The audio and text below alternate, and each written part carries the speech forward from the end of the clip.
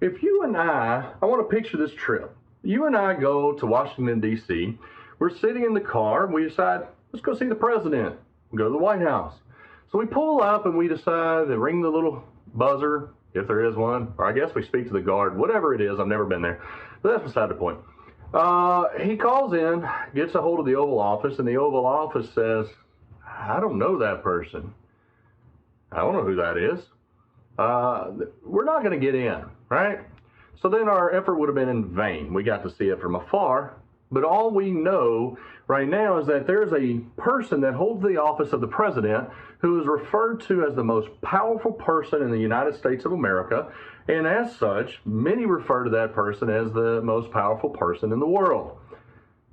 We know that there's a person with authority. We know that there's a person that has the ability to change many different things in the way this world operates. But they don't know who we are as a person. And I don't know who they are as a person. So there's a relationship only basically by title.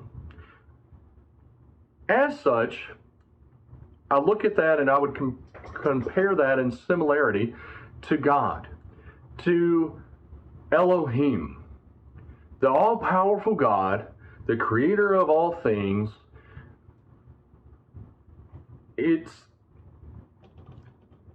If we know him just as that, how is there a personal touch to that relationship?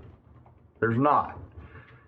Now, if you and I drove up to the White House and we hit the little buzzer or whatnot, and they asked the president, said, hey, Jeremy and so are here, would you like to come on in? We get invited in, we go sit down, we have coffee, lunch, whatever. We're just hanging out with the president.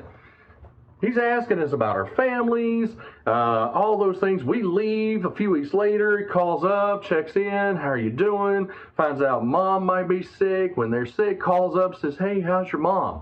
And is genuinely concerned. Or, hey, child graduated college. Here's a congratulations card. Or he calls and whatever. There's a gift sent. Now there's a relationship there. We know at that point that the president has an investment in our lives. That relationship is God Jehovah. Our God Jehovah is a self-revealing God. He wants to know you and me. And in that way, it's very similar to the president being invested in our lives. Otherwise, he's just distant and afar. So I want 3 points here I want to talk to you about with Jehovah. Jehovah, we must understand that because he is reaching out to us and wants to be a part of our lives, that means he wants to be involved in every circumstance of our lives. He wants to play a role. He wants to celebrate with you. He doesn't just want to be in the valleys and to be called on when we're needed. I tell my children all the time, don't just call me when you need money. I'm not an ATM dad. I want to hear about your life. I want to know how you're doing. And God is the same way. He wants you to have regular communication with him because he wants to be there with you. Celebrate the highs, to support you in the lows, to let you know you're not alone. That is Jehovah. I'll give you an example. In Exodus chapter 3, verse 14, that passage falls in a line of passaging where God was calling on Moses and telling him, look, I'm calling you to go into the nation of Egypt. I'm calling you to go in and get Pharaoh to release my people. You are going to lead, Moses. You're going to bring them out of captivity. And Moses was like, me? Me? Do you know who I am? Do you know the handicap I have? Do you know, are you sure? Did you get the right name? Am I on a bad episode of Punk'd right now? Is Ashton Kutcher somewhere? It's not uncommon for us to feel that way.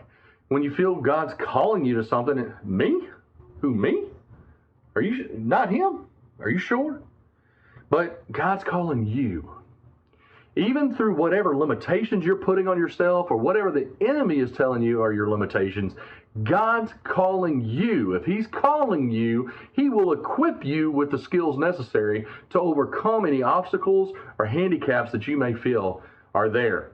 So step into that. If you feel a calling, lean into it and get that confirmation and follow that calling, because God will be there with you throughout all of that. And as we know, did he not deliver them out of Egypt? He sure did. So we must remember that. Also remember that God, Jehovah, doesn't change. He's self-sufficient, which means he doesn't need us for anything. Anything that we may feel we need provided, we have to go out and get those things. We need oxygen to breathe. We can't generate that oxygen on our own. We need water to survive. We can't just create water out of nothing. God doesn't need anything like that. He is self-sufficient. He's also self-existent. He says, I am who I am, which means am is present. He is in the present at all times. He is never in the past, never in the future. He is always in the present. We have a past and we have a future, but God doesn't. Time exists in our world, not his.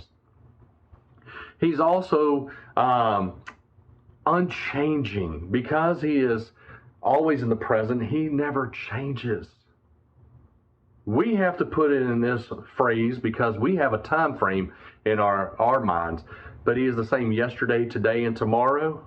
That's because it's never yesterday and never tomorrow for him. It's always present. So he never changes.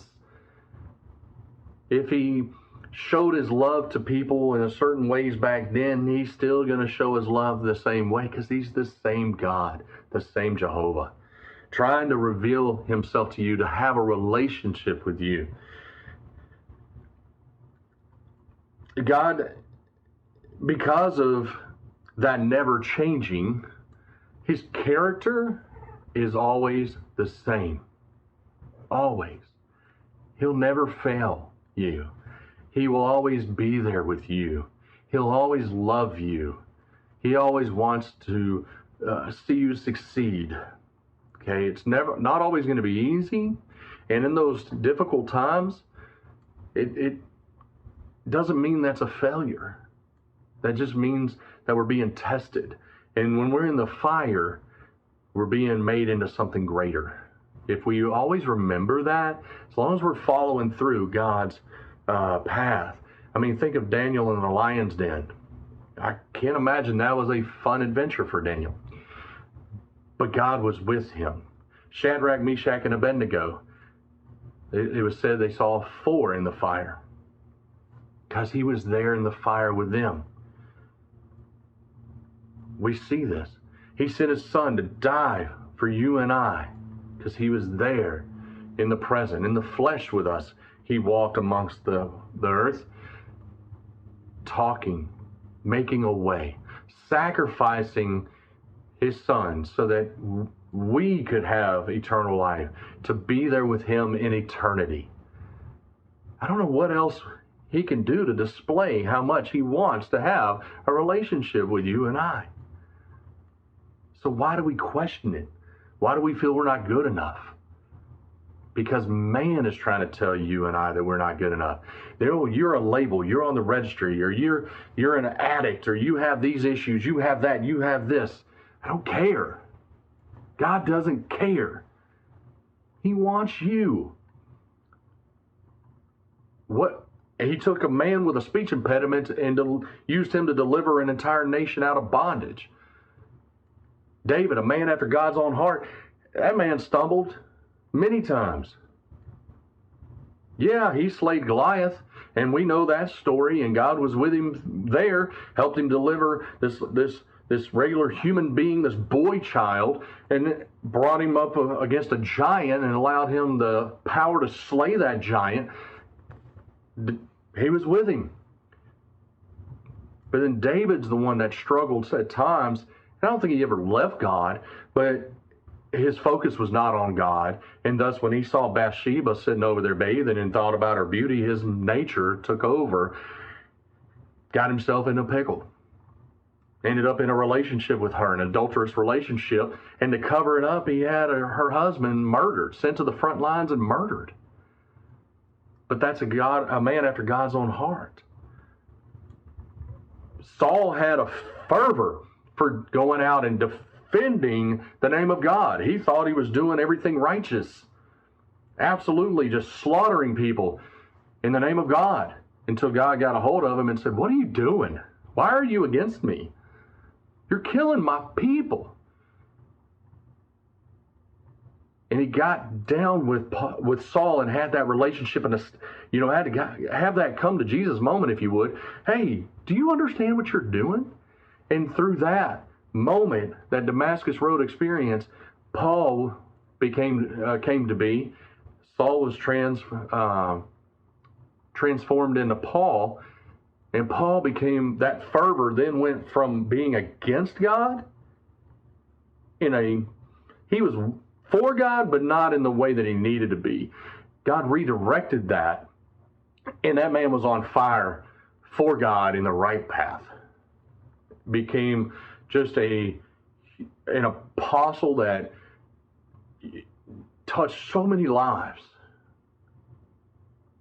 Who are we to think we're any different? Because when you think that you're not good enough, I want to caution you, and I hope this comes across how I mean it, but I hope that we don't become too prideful to think that we're not good enough to be used by God, because we can't stop him from using us. And that's, to me, that's kind of an ignorant pride. It's one that we don't understand that we actually have. We're not even thinking about it in that way.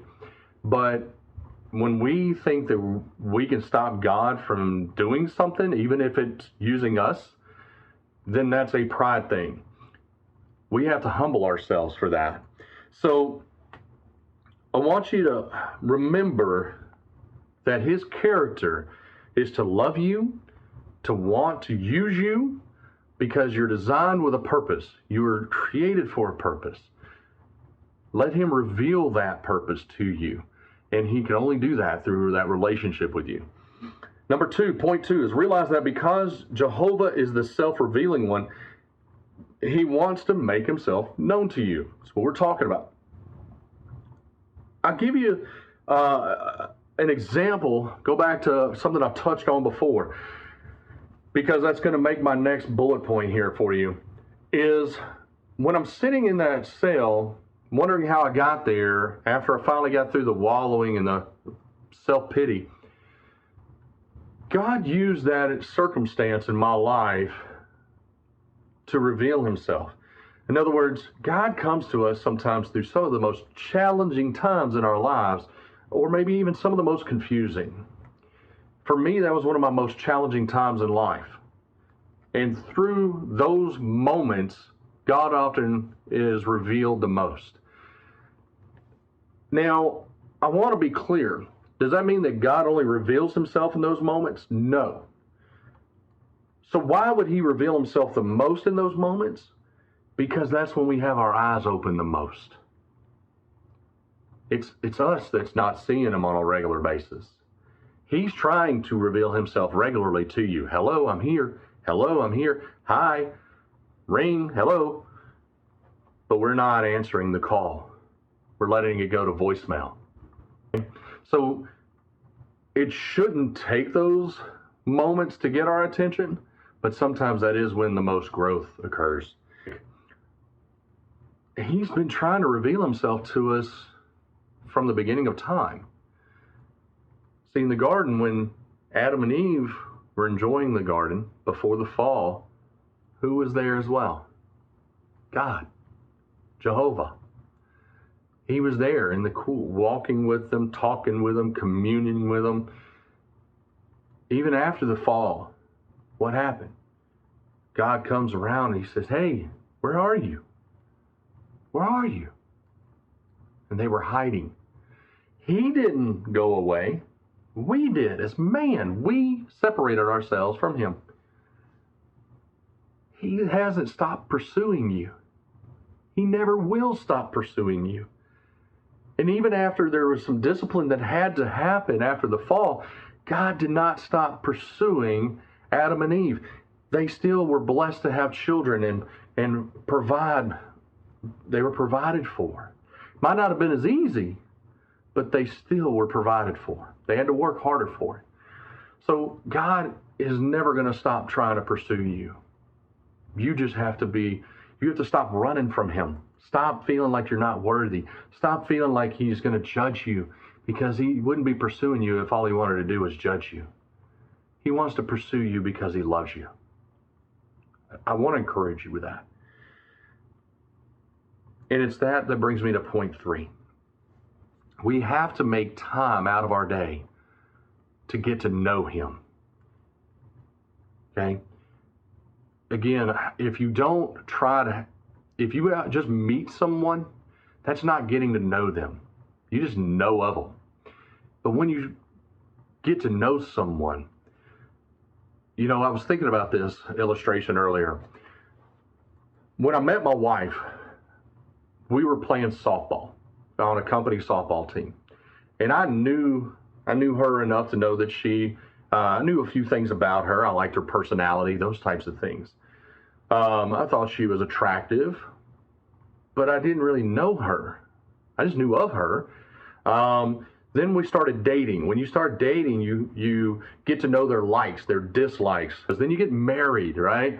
How many times do we take things from the dating world, and then you get married and you move in together, and the little things that you didn't know about during the dating phase, now we know, oh, they put the toothbrush in the wrong place.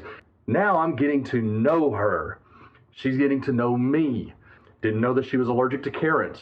But as I got to know her, now we know that when I make an order and we get Chinese food, I have to ask, please don't add carrots. Can you please keep those out? Otherwise, we're at the hospital all night. So you get to learn those intimate details of a person when you make a point to know that person. So he already knows you. Let's get real. He already knows how many hairs you have on your head. He knows what you were created for. But do you know him? He wants you to get to know him intimately. How much he loves you and cares for you. And that will change your life. The second name I want to move into is the name of Adonai. And while I wanted to emphasize Jehovah as the relational God, Adonai also plays a very important role in understanding the nature of God, because Adonai reveals master. He is the master of all things. Everything belongs to him, and that's the point. Point number 1 I want to make under Adonai is he is the owner of everything that you possess. Psalms chapter 50 verses 10 through 12 says, "For every beast of the forest is mine, the cattle on 1,000 hills. I know every bird of the mountains, and everything that moves in the field is mine."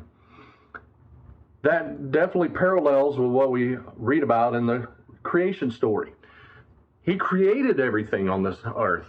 Created it all. Created the heavens, the earth, but he also created everything in the waters that moved in the waters, everything that crawls and walks upon the land, everything that flies in the air. But he gave dominion to man. True, but didn't we mess that up when we fell? We were given dominion over it, and we're supposed to be over it, but we didn't create it. So we may have dominion over those things, but God still has dominion over us. And we have to put things in right standing in order for us to have true success in life. And so, because Adonai owns everything, he's responsible for everything.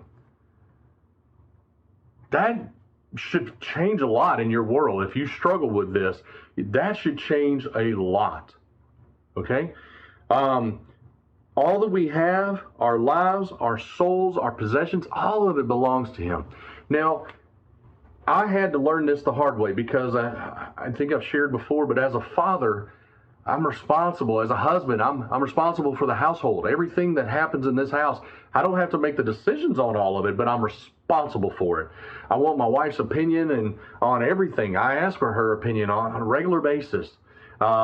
As my children grew up, they were allowed to make some decisions in the house, because I want them to learn those things inside of this house where they have a safety net to fall upon.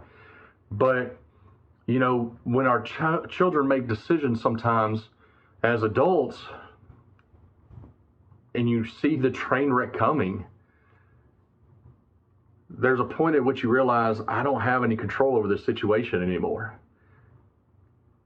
And that's terrifying. It can be very, very terrifying, especially if you're someone like me who had control problems. So I realized I had to get to know God, started understanding his nature, and realizing that everything I have is his anyway, including my children, including my life, my finances, all of those things. Brought up finances. I always try to be transparent with you guys. Finances and tithing is something that I struggled with most of my walk. Attended church, helped in all aspects. I've been heavily involved in church for years. My wife as well. My children have been raised in church. All of those things. But we weren't the best at managing our finances for a long time. And we cut corners. One of the corners we cut was tithing. Well, we're giving our time, so why do we need to give our finances? We need to pay this and pay that and pay this and pay that. And I remember a couple of years ago, Jen and I was sitting down struggling, actually during the COVID years. I'll be honest. During the COVID years, I was struggling, had a lot of time to sit back and think, and I'm like, man, everything's hard. And I remember God putting into my spirit that something needed to change in my life. I needed, Jeremy, you're following me, but you're not really where I need you to be. It's time to kick it up a notch, so to speak. You're kind of being a surface Christian. When are you going to really follow me? And that was a gut check challenge that I heard God putting on my life. And one of them that he challenged me in was my finances. And I remember Jen coming to me, and I was arguing with God for a while, and she came in and she looked at me and said, hey, can I talk to you? I said, sure. And we got to talking, and one of the things that she brought up was how she felt she was being challenged on our tithing. I was like, wow. I had not even communicated to Jen my conversations with God about it. And so it was confirmation at that point that both of us had been hearing from God a challenge about our finances, and specifically our tithing. And so we had gotten ourselves, when I came home out of jail, I had to buy a home, and we did that. We had to replace both vehicles, all of those things. And we got ourselves in to where we felt we made the decisions that we needed to make, but what we had done is almost overextended our financial situation to the point where we couldn't tithe or feel comfortable tithing. And so we had sacrificed that. And in such, we sacrificed something that God had called us to. So we reviewed our finances, got real with ourselves, and we decided to start tithing. And it hurt for a minute. I'm not going to lie, man, it was hard. But it wasn't hard to tithe. It was hard to figure out all the rest of it. But we had to make a decision. The one decision we had to make is, are we following God truly, or are we just saying we are? And part of following God was the commandment to tithe. And so when we did that, things eventually lined up. So now we don't have a problem tithing at all. Matter of fact, that comes out straight before anything else, and then everything else has to find its way in order. And that's what I'm trying to say here. That's part of everything, is that my life starts to find order, my relationships start to find order, my finances start to find order. The more I get in a relationship with God Jehovah, God Adonai is recognized, and everything starts to fall in place. Everything. I'm just telling you this from my own personal experience. I'm not here. Honestly, this was not even part of my notes, the tithing part. This was part of just something that just came into my heart right now to share with y'all. And it's not a message that I'm trying to This is not one of those 30-minute infomercials in the middle of the night where I'm asking you to send money. That's not the point. What I'm trying to tell you right now is that if your world seems like chaos and things aren't quite in order, God Adonai is the master of all things, and maybe he's trying to tell you to sit down and have a relationship with him and understand who he is as Jehovah, but also as Adonai, in that once you put things in order that he wants them to be in order on, things will begin to line out and make sense, and order will be restored. But only if you recognize God as Adonai. Only we must trust in his timing. That's point number 2, which goes to what I was just talking about in the tithing part. Our timing was perfect. Jen and I, he was speaking to both of us. We sat down, we did it, and he has been moving things. I've seen, I'll give you an example of perfect timing. My wife, at the time we were talking about tithing, she was going and getting those messages. She was being called to a different job. It was going to be a significant pay cut. She was going to be going from $15 an hour at her current job at that point to $8 an hour. So if that gives you an indication, that's a big hit. But one of the things we've been talking about was our relationship, hers and I, because she was in retail at the time. And retail meant that she couldn't even spend holidays with us. She was gone, and I was very frustrated with that. But a funny thing happened.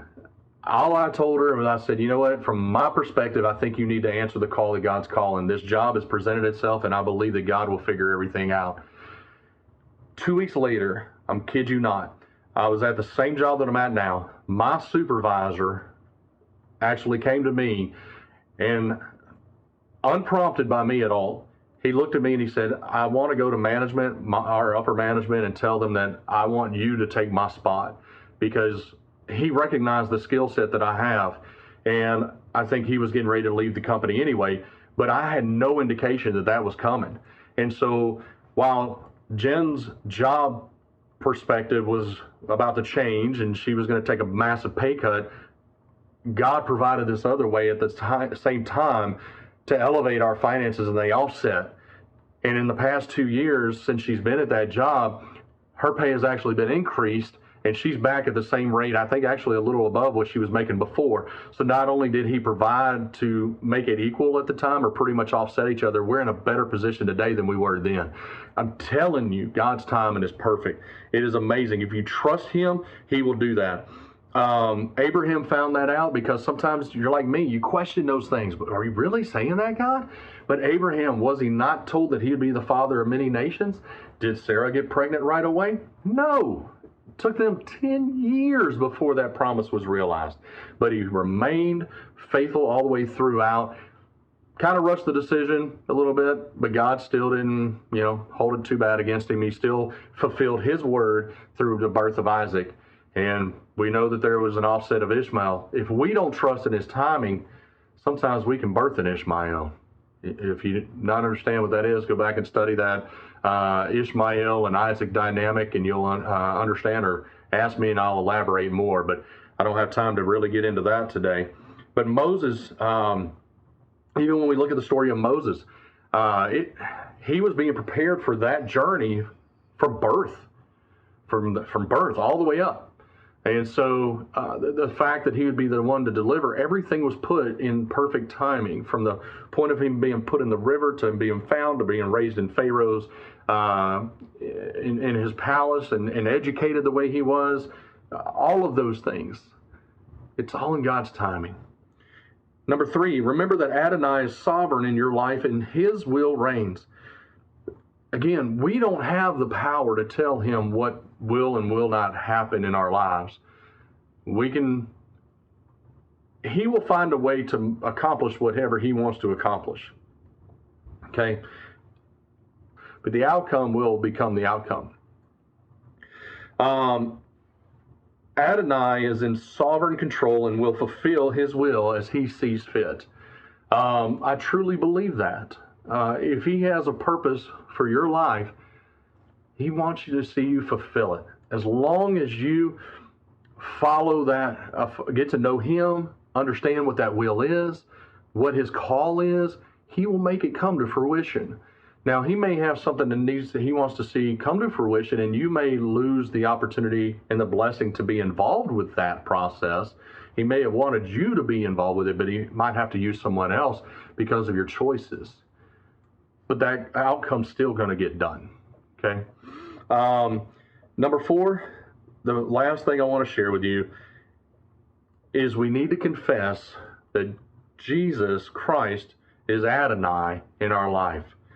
Jesus Christ is Lord. He is Adonai over everything. Psalm 110 verse 11 says that. As Christians, we must not only believe that Jesus is the Son of God, but also submit our hopes, our dreams, our finances, our relationships, all of our plans, all of that over to Him. Romans 10:9 says this, if you confess with your mouth Jesus as Lord, Adonai, and believe in your heart that God raised Him from the dead, you will be saved. It's that simple. You have to believe it. It's simple to say it, and it's a simple set of instructions. The difficulty is in our willingness to execute it, to act on those. So do you believe that Jesus Christ is Lord? We have Lord Jehovah, Lord in caps, where He is over all things and wants a relationship with you. And then there's Adonai, Lord Master, L, capital L, lowercase O-R-D. Those are the two that we see in our English translations. Both of them, though, reveal parts of the identity of God. The one that a relational God and Master God. Do you know Him in those ways? If you don't, I invite you right now to come to a relationship with Him. He's reaching out to you at this very moment, wanting to be in communion with you, wanting to walk with you, wanting to take the worldly identities off the table from you yeah, they might still be there, but He wants you to know your identity, your true identity in Him. It's all that matters. It's the relationship with Him that is eternal. Nothing on this planet is eternal. So why would we worry about that more than the eternal things? And one of those eternal things is a relationship with God. If you don't know Him, reach out to us. Let us know. We'll walk with you in that journey as well. We'll walk with you and invite you we'll pray with you and invite you into the family. And we welcome you with open arms, our brother and sisters. It would be our privilege and our honor to do so. Or maybe you've kind of stepped away, not sure. Maybe you've kind of let the worldly things take over. Maybe you think that you're not good enough. Maybe that ignorant pride, so to speak, is getting in the way, keeping God from really being able to work in your life today. If that's the case, let us know. Again, we want to walk with you and get this relationship right.